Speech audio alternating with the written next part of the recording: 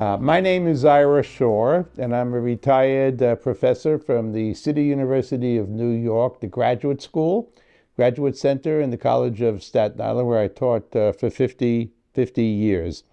I worked many decades trying to develop a critical pedagogy in North America based on the work of Paulo Freire and adapting it for the conditions that I found here in the richest society in the world, and so on. And what I took out of from Paulo Freire that we had in common was not that I was teaching illiterate peasants and workers how to read and write in Brazil in the 50s and 60s when he worked, so as to qualify them finally to vote for a party of their own design, but that I was talking to students who already knew how to read and write, but did not like school and did not like to listen to teachers because they went to the average schools of the United States, and they did not have an inspiring intellectual experience, and so on.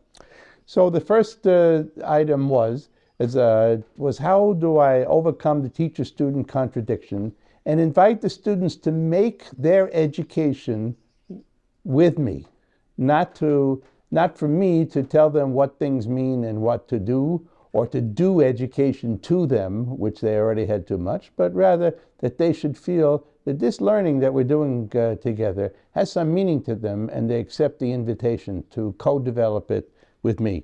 I did this because I grew up questioning the status quo from my time as a activist student in the 1960s, and it has only continued because the status quo is very richly deserving of opposition on so many levels, for gender inequality and for racism and for economic inequality and for global warming endangering our planet. So for all teachers who feel like me and who are interested in our practice, our everyday teaching practice, inviting students to question the status quo, this is the pedagogy that I've been developing for us, for me, to make our work as teachers do that in the classroom. So to say that I want to question the status quo is my commitment. It's my choice. It's my oppositional stance in society as a citizen and an educator. But I can't enter the classroom and deliver speeches because it's not appropriate, and the students will turn off as soon as they hear the teacher telling them what to think and what to do. Now, some of us teach in places of academically advanced students, scholarly students who want to absorb as much knowledge as possible from the teacher, and who operate at our level of discourse, standard usage, standard English, middle class goals, and so on. And so we teach among students for whom we can address them and directly.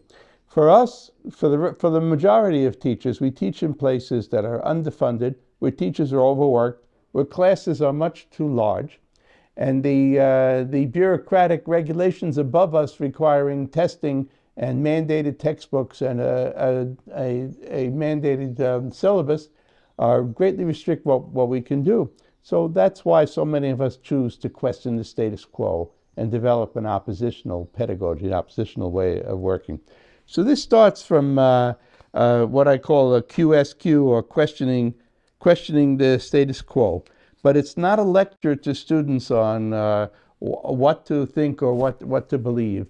Rather, I have to agree to co-develop the classroom with the students, to ask them to participate with me in the making of their own education, and to constantly seek their feedback on how things are working, what they think about the process of the class.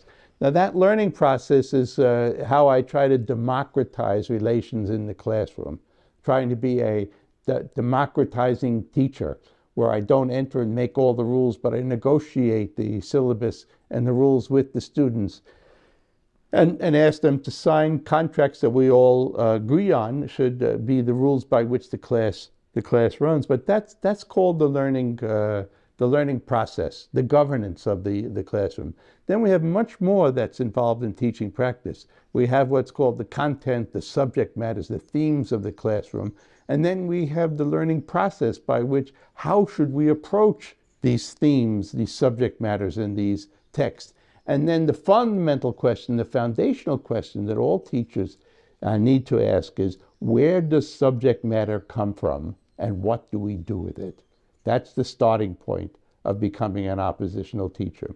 At this moment, traditionally, all subject matter comes from the top down, from the teacher to the student. And what we do with it is that we present it in chunks for the students to memorize and learn.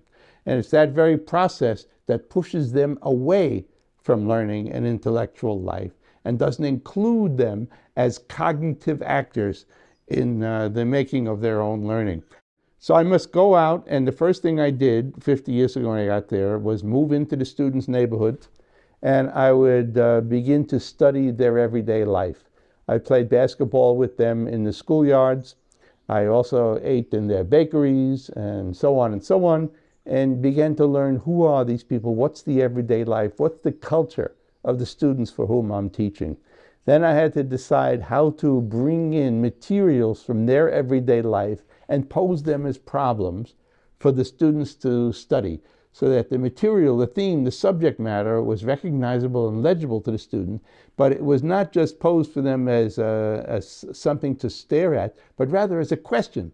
Like, what do they think about this, and what's going on here, and what do they think should be done? And I began to focus on family life, on gender relations, on dating, on getting jobs, on living in the city, and so on the clothes people wore. And we began to study their life, and I began to ask them to think through how would they redesign or rethink these moments or these situations of their own lives.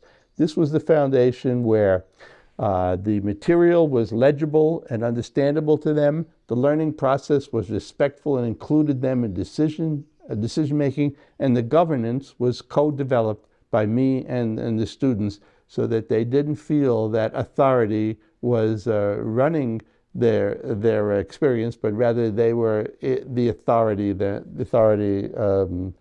of themselves.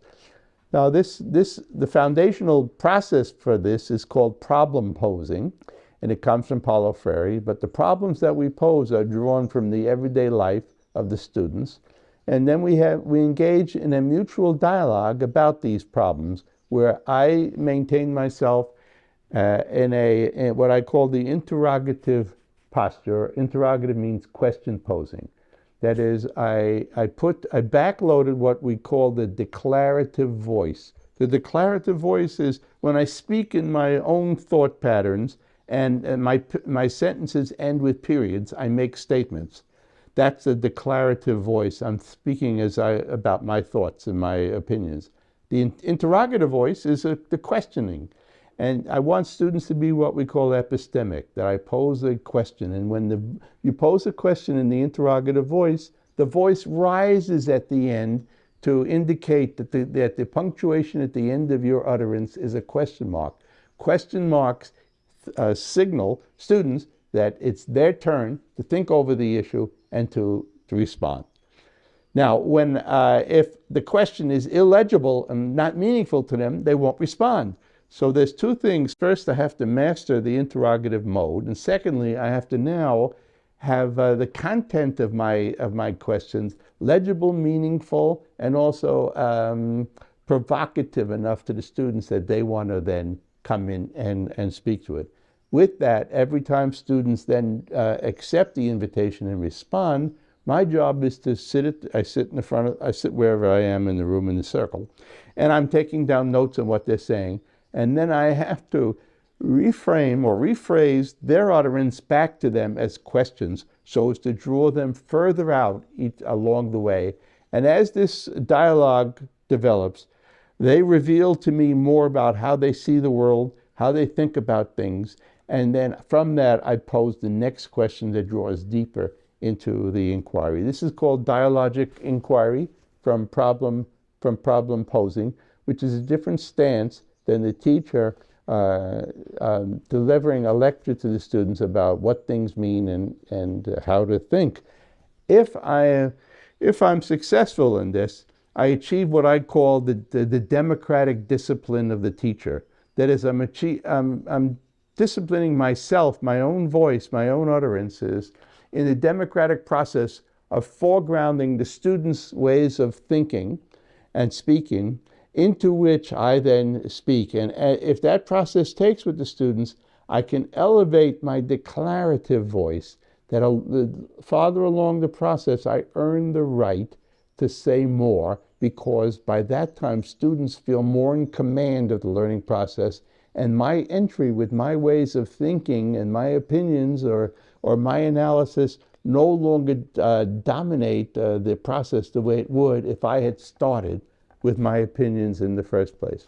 So this is the foundational method of the critical pedagogy that I've been developing over the last 40 years or so in the United States, and I've written a number of books about it. And it's what we call a situated pedagogy. Wherever you are a teacher, you adapt it so that it fits your context. There's not one standard way of doing it, but each classroom has to be the site where we develop it on site for the situation and the students that are in front of us.